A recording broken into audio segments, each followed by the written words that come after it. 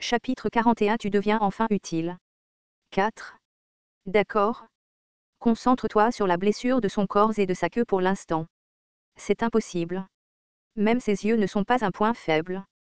Qu'est-ce que tu prévois? Il serait préférable de fuir tout de suite. Alors que les deux parlaient, le python de sang saisit l'occasion d'attaquer Gillian. Boum. Gillian esquiva de justesse l'attaque, et Ghislain cria à nouveau. Dépêche-toi. Blesse-le davantage. Si je suis seul, il se concentrera uniquement sur moi. À contre-cure, Gillian se retira vers l'arrière. Aussitôt qu'il le fit, le python de sang tourna ses yeux brillants vers Ghislain, tournant la tête. SSSSSS. L'énorme tête du python de sang se dirigea vers Ghislain. Il ne se souciait même pas que Gillian attaque son corps et sa queue. Il ne faisait qu'agiter sa queue de temps en temps pour le repousser. Maintenant, se déplaçant plus rapidement que jamais, le python de sang se jeta sur Ghislain, déterminé à tuer celui qui le harcelait. Boum. Boum. Ghislain esquiva ses attaques, attendant une seule ouverture. Même attaquer ses yeux faibles n'avait pas fonctionné, vaincre le python de sang semblait impossible à leur force actuelle. Si Ghislain avait atteint le même niveau que dans sa vie passée, il aurait pu trancher ses écailles et son corps en un instant. Mais pour l'instant, ce niveau était hors de portée. Il devait donc utiliser les méthodes à sa disposition, même si cela signifiait risquer sa vie. Je ne voulais vraiment pas utiliser cette méthode. Mais il n'y a pas d'autre moyen. Boum. Boum. SSSSSS. Ghislain se concentra uniquement sur l'esquive, sans même tenter de contre-attaquer. Son mana était faible, limitant sa vitesse, mais sa compétence avait atteint un niveau extrême, surpassant même celle d'un maître. Malgré les dizaines d'attaques qu'il avait subies, Ghislain esquiva à plusieurs reprises avec une précision parfaite, poussant la patience du python de sang à ses limites. Aussi intelligent qu'il soit, ses instincts étaient finalement ceux d'un monstre. Allez. Ghislain esquiva de justesse chaque attaque, provoquant délibérément le python de sang. SSSSSSS. Le python de sang se jeta sur lui, la bouche grande ouverte. C'était un mouvement instinctif et primitif typique des monstres. À ce moment, Ghislain s'arrêta soudainement de bouger. Il n'avait aucune intention d'esquiver, il observait simplement attentivement sa bouche ouverte. De derrière, Kee, voyant les actions de Ghislain, cria sous le choc. Ce fou. Il est vraiment fou. Bullind, qui avait du mal à observer le champ de bataille avec sa vision déclinante, laissa échapper une voix impuissante. S'il te plaît, fuis juste. Jeune seigneur. Tu ne peux pas. Gillian cria de panique au moment même où cela se produisit. Ghislain sauta directement dans la bouche béante du python sanguinaire. Astérisque astérisque astérisque. Ghislain sentit les vapeurs toxiques contre sa peau et grimaça, mais un sourire tira les coins de sa bouche. Comme il s'y attendait, l'intérieur de la bouche du python sanguinaire était rempli de chair molle, contrairement à ses écailles extérieures dures. Cela devrait fonctionner. Cependant, il n'y avait pas de place pour le soulagement juste parce que l'attaque avait atterri. Le poison qui s'échappait des crocs du python sanguinaire brûlait régulièrement les vêtements de Ghislain, même maintenant. Ce venin était suffisamment puissant pour tuer instantanément même des monstres géants. C'était pourquoi le python sanguinaire pouvait régner en maître sur les autres créatures de la célèbre forêt des bêtes. Ghislain pouvait bloquer le poison avec du mana pendant un bref instant, mais ce n'était qu'une solution temporaire. Il devait tuer la bête rapidement et sortir. Le mana jaillit de tout son corps alors qu'il activait ses deuxième et troisième noyaux de mana. À ce moment-là, le python sanguinaire essaya de l'avaler en utilisant sa langue et les muscles de sa gorge. Pouah.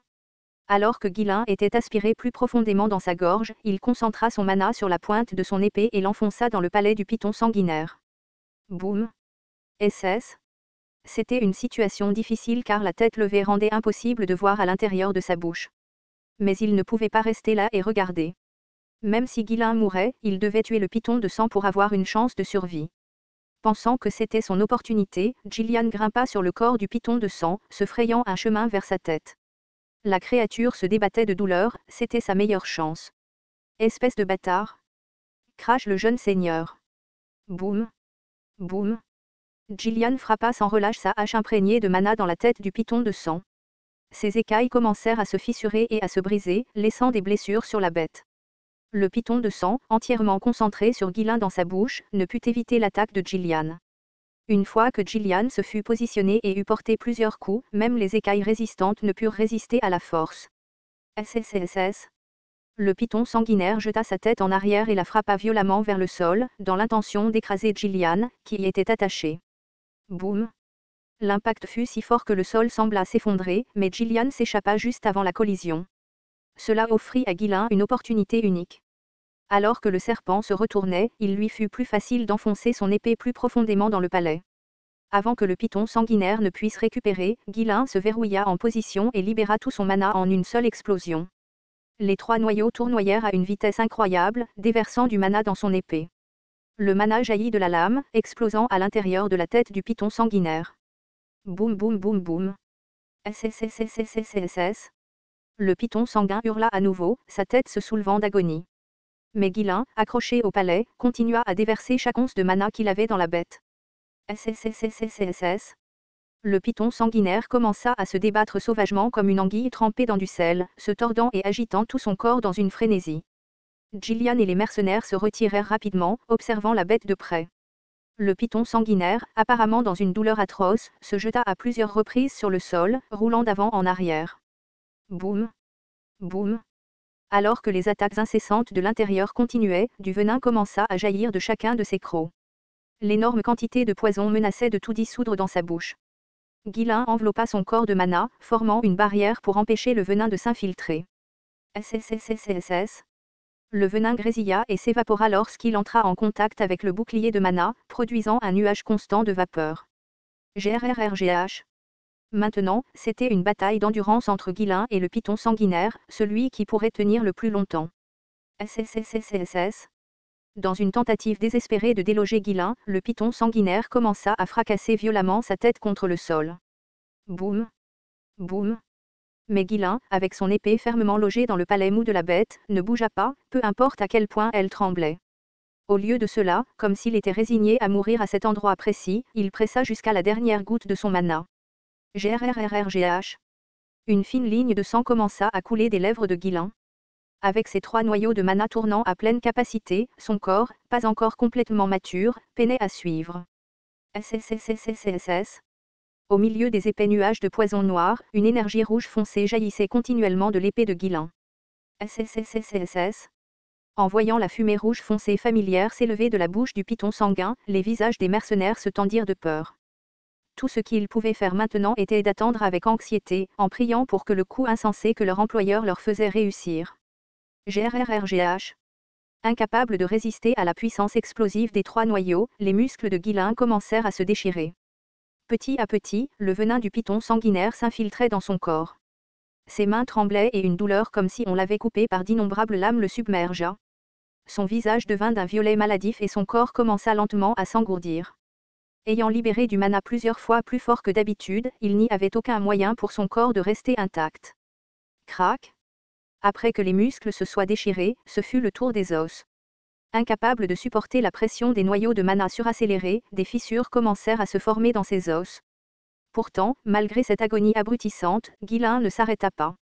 Il continua à faire exploser tout son mana, même si cela signifiait brûler toute sa vie. Si cela continuait plus longtemps, son corps serait complètement détruit avant même que le venin ne puisse le tuer. Arrrrrrg. Guilain poussa un rugissement, se forçant à rester conscient.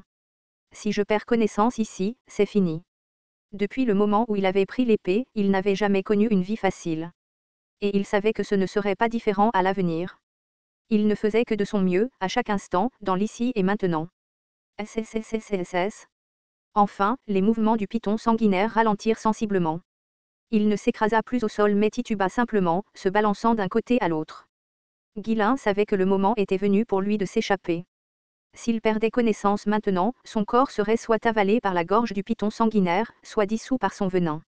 Dès que le python sanguinaire chancelant baissa la tête, Guilain lâcha son épée et utilisa ses dernières forces pour se jeter hors de sa bouche. Boum. Guilain tomba au sol, mais il était trop faible pour bouger davantage. Jeune seigneur. Gillian courut vers Guilain pour l'aider à se relever.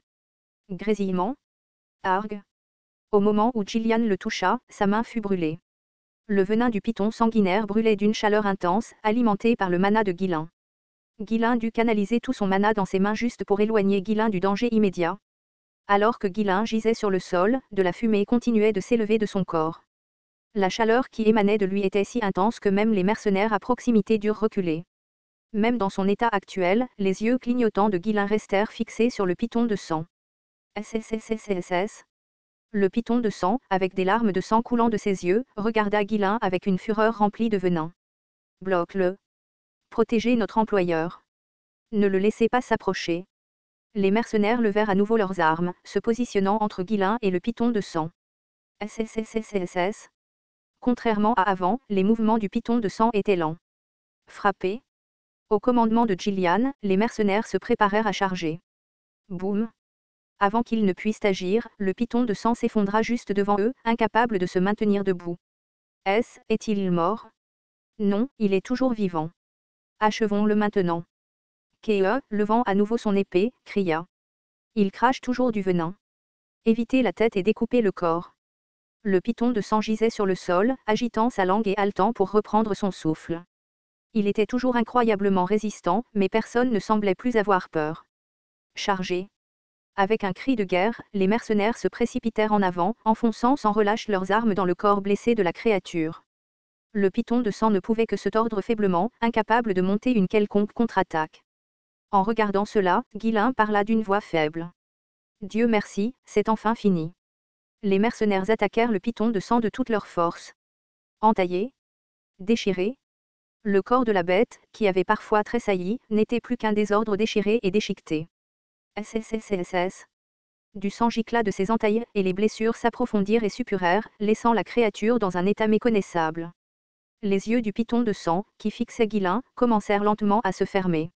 Le souverain sans égal de cette région, redouté pour son immense force, fut finalement vaincu. SSSSS. Avec un dernier sifflement pitoyable, il rendit son dernier souffle et mourut.